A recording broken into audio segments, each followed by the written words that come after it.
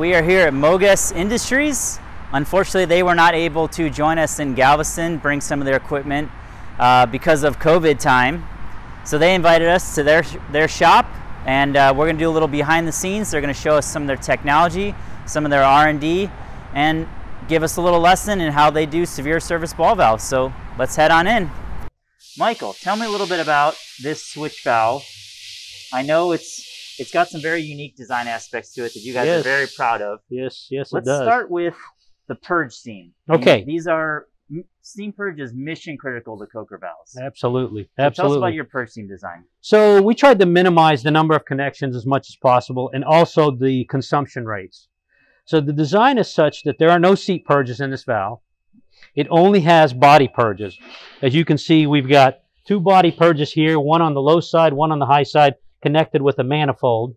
And then on the back side, when we'll swing around, we'll take a look. There's also a couple of purges there, one going to the stuffing box and one also going to the body. So in total, there are actually 3 body purges and 1 stuffing box purge, but they're manifolded in such a way that there are only 2 connections that a customer has to do for the entire purge system on the valve. Okay. In addition to that, we also have a couple of drains, and you can see one here, and then there's one at 120 degrees on the other side over there. Okay. And this is part of the magic of the valve and the way it operates, in that we subscribe to the idea that not only do you need purging, but you also need to drain. Okay. So after the valve stops stroking, you really need to evacuate what's been captured inside the valve during the stroke cycle. So that's a key aspect of it. So interestingly enough, while the valve is stroking, you turn off the purge. You actually go in and you actually turn off the purge, because it's ineffective, right? You're basically throwing your purge away when the valve is stroking. It's just going into the stream, right? But when the valve is closed, once it's not closed, but once it's stroked to a position, sure, you turn the purge back on. Yep. In addition to that, at that point, you also open the drain valves for about 15 minutes prior and 15 minutes after the stroke. And then you shut off the drain. Okay. What this does is, when the drain is shut off, but the purge is on, you build up pressure inside the cavity between the ball and the body. Okay. So it's always going to be a situation where the cavity pressure is going to be higher than the line pressure. Okay. Okay. Sure. So if you have any leak, you get that positive isolation. you get positive isolation. If you get any leak, that's actually going to direct purge out of the cavity with anything that may be there into the flow. Okay. Okay. And that's what we want. And it keeps it clean during the stagnant cycle, or maybe the cycle when nothing is going on, right? Yep. And because there's really shouldn't be any flow, because the seats make fantastic contact with the ball, there's really no steam purge consumption at that point. It's minuscule, if there's any. Wow, okay. Okay, so we're not consuming any purge. The only consumption of steam purge that occurs in this valve is only when you open up the drain ports, or these drain valves. So 15 minutes or so before stroking and 15 minutes before or after. And that's it.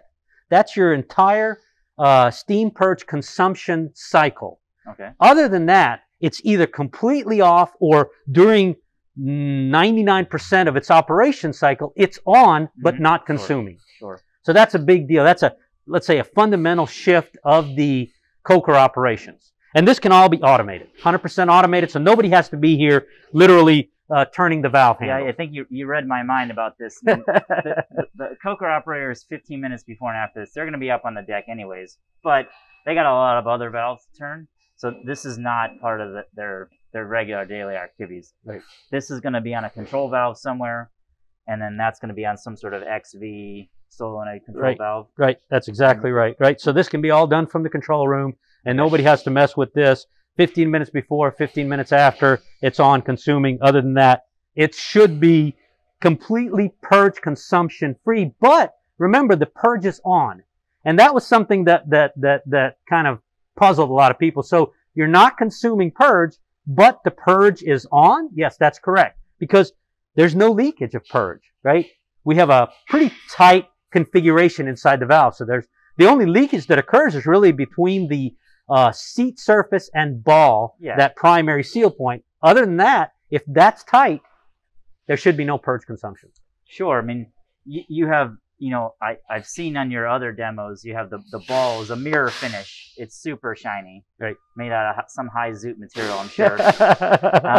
But you can have a little bit of steam sneaking through that ball to seat connection, but you don't have any purge ports in various locations continuously putting steam in the process. And really, if it's deadheaded in the drain, you're just going to pressurize that body cavity. That's exactly right. And that's it. That's exactly right. So also the seat spring configuration is also fundamentally different with this valve than maybe what a lot of people are used to, in that we don't use bellows springs. We use Belleville washers. Okay, yeah, I know what a Belleville washer is. Belleville washer. So there's no need to purge behind a Belleville washer, where there may be a need to purge behind a bellows type of a device.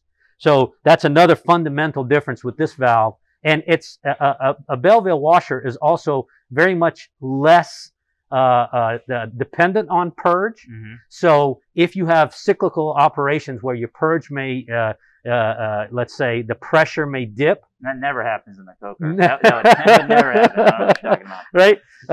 In that case, this valve is much more tolerant to that, and specifically because of the Belleville washers. Interesting. Okay, that design lends itself to being, let's say, more tolerant of coke build up behind it. It's got a certain angular design so that the coke kind of actually gets washed away. Okay. So there's those aspects. Another very interesting aspect of the valve design is that the cavity of the ball is actually larger than the diameter of the port. Okay. So, and in doing that, why did you make that decision to do that? So what actually happens when you can actually see inside that actually swedges out. Yeah, there's definitely a bigger open cavity in there. That's it's right. Not just the diameter moving through. That's exactly it's right. wider. So the reason for doing that is actually the delta P across the valve in mid-stroke. Okay. So we want to minimize that as much as possible. As you can appreciate, part of the port is blocked as it's going from port A to port B or even to bypass. And what we wanted to do is we wanted to maximize the amount of flow to both ports when it's the worst case scenario is right when it's in the middle, right? Yeah. So at that point, we actually have a reduction in port area, effective port area, of only 30%. Okay. So it's very minimal as compared to some of the other folks that are in the industry. And so the way to do that is actually to increase the diameter inside the ball. Okay. Okay. So that was the key decision for doing that. So to minimize the back pressure effects upstream of the valve. Interesting. For example, for the heaters, or the pumps, or the filters, or any of that, it might be sensitive to some kind of a back pressure fluctuation. Yeah. And wanted to keep that flow as steady as possible. So that was an operational decision to help the guys out on the coker units, right? Okay, nice. All right. Well, I'm curious about, you mentioned the midpoint. That's when the flow is the most restricted. Yep. What is, your philosophy on running the valve at midpoint? Do you see any operational issues with that from a reliability and life expectancy of the valve? So at that intermediate switch where you're basically relying on the seats to do, that's basically the hardest service they're going to see, right? Okay, fair enough. So this is not supersonic flow coming across this valve, right? So the rates of flow are not erosive, especially for short periods of time. So when the seat is exposed and when the ball is partially open, partially closed, that's when you have the most exposure of the seat surface. See, right now, you actually can't even feel the seat surface because it's completely obfuscated by the ball itself, right? Okay. So the seat is protected when the ball is in a final position. So when the ball is stroked partially, one way or the other, and we realize that some coker units will do this, they actually have a stop point. Yeah. Right? It's quite common. Yep. Okay. So we understand that, and there's actually no detriment to the valve whatsoever. The accumulation inside the valve body is actually minimized because what we've done is we've minimized the amount of space between the ball and the body cavity. Okay. To show you the internals of the valve, you'll be able to see how closely the ball and the body match up. Okay, interesting. It's very tight, actually, and we've done that on purpose, right? Because the more coke buildup inside the valve body, the more chance that you could actually press the ball into one or another seat. Okay. And that coke can be really hard. I mean, I guess you guys know that better than anybody. It can be extremely hard, and when it actually solidifies, Okay. it can impede the stroke of the valve. And sometimes that's the death of the valve, right? Sure. When you get the seats that won't move anymore, and the coke buildup behind the seats is so significant and so hard that it won't allow the ball to move anymore at all. And then you over torque the actuator, on and on and on, right? Yeah, sure. Well, so one of the arguments I've heard in the past is that basically, as soon as that tar, that sticky material, that coke, whatever, gets up against that ball, it sort of acts as a bit of a skid plate, as a friction point. So it's interesting that your strategy is to make that as snug as possible. Other people's strategy has been to leave space in there deliberately so that you don't have this friction point. Yeah. We feel like we can shear any kind of buildup that's on the ball as long as it's that buildup is minimized as much as possible. Because remember, the amount of spring force that we have to put from that the springs give us, the Belleville washers, is much higher than the bellows. Much higher. Yeah, Belleville can impart, orders of magnitude more load than an Inconel bellows. Than a bellows, for sure. For sure. And so in that way, we're able to actually clean the ball as it strokes across its entire stroke length there. We like self-cleaning things. Self-cleaning, I wish that's I had right. a self-cleaning kitchen, but I don't know. No, you're not going to get it that, right? Very nice. Okay, so we talked a little bit about the steam purges. We talked a little bit about the ball. Yep. I know that this distance here is a bit different. You have some peculiarities of your stem design that you wanted to highlight as well. Yeah, we do. In fact, if you take a look at the stem diameter, it's much larger than what typically you're going to see in the industry. So it can take a lot more torque. Right? The actuator is actually going to impose that torque on the stem. The stem is part of the ball. Okay. And this particular design, one more interesting aspect of it is we call it a semi-trunnion design. Semi-trunnion. Semi-trunnion design. Okay. So the ball is actually supported at the bottom with a, let's say, a big ring that actually fits into the ball. Okay. So that the ball is not allowed to cantilever around depending on temperature and depending on what path the flow is taking through the valve. So how do you manage that? Because this is a bottom-fed valve. It's a bottom-fed valve. So there's actually a sleeve that comes in and that goes between the flange of the let's say the inlet flange and the actual bottom flange of the valve. Okay. And that sleeve has a vertical section and a horizontal section, and it's all circular, and it sits between the two flanges, and it also inserts into the ball. Okay, and that assembly doesn't require any steam purging? That assembly is purged, but it's purged through the body only and only. That's all that's required. Okay. That's all that's required. And as we'll show you, we've done some pretty severe testing, and that assembly is tight, and it does not gum up, and it does not impede the motion of the ball. Because remember, we're not inserting that sleeve into the ball, but just maybe let's say a 3/8 of an inch or so. Okay. Maybe not even that. It's a very small insertion point. But what it does do is it keeps the ball from cantilevering around. Okay. Which we think is part of the problem of why sometimes packings leak. Okay. Okay, because you can imagine as the ball is moving around, and I'm exaggerating here, but as the ball is moving around, of course, the packing is going to see the impact of that, because that's where you're going to be kind of taking that movement up. Mm-hmm. So that's a key aspect of why also this valve is very tight from a packing standpoint. So you can sniff the valve, and you're going to get very low emissions packing that can go inside here, and so that there's that aspect. But you asked about one other part of this, and that is the offset of the actuator. So this is specifically designed so that we get the actuator away from the heat. Mm-hmm. These things are running around 900 degrees Fahrenheit, right? Approximately, maybe sometimes a little lower, a little higher, depending on the unit. Now you're getting into my world now. I hope I didn't misquote that. That's but right. I think it's in the range. Right, so we want to get the heat. We want to keep this thing nice and cool. Right? Yeah. It's electronic, and it's also got grease in there, and we don't want to cook the grease out. So there's a lot of reasons to move this out. In addition to that, we want to protect the valve stem from any kind of damage, right? Even though it's a robust valve stem, we actually have a coupler that's a dual coupler design. So there's a coupling that goes into the actuator and a coupling that makes contact with the valve stem. Okay. And those two couplings are actually meshed together with some pins, some shear pins. And that's the weak point design of the valve. So if you actually impose, and they're designed so that you can max out the actuator, but we know that sometimes you get a situation where they can let's say, put a little bit more hooch on the system, right? Well, I know there's there's literally an overdrive setting in rotor. They give you that little bit. Just a little more, right? And so if you do that, you won't damage either the actuator or the valve stem. You'll just shear the pins. Okay. All right, so that's your safety. That's your weak link, if you will. Mm-hmm. In addition to that, we have multiple points where you have the safety pins that go into this valve, right? Yeah. There's one here, there's a couple on the other sides, and this actually keeps the valve from stroking when the valve is not supposed to stroke, even if you give the actuator the command to go. Oh, so your design philosophy is actually use these mechanical pins on a daily basis. Yep, that's correct. So that's correct. And you can attach actuation to those. Okay. You can attach actuation to those so they'll come in and out. But there's a pin that comes in here, and I'm sorry I don't have one to demonstrate. I think we have some on the other ones.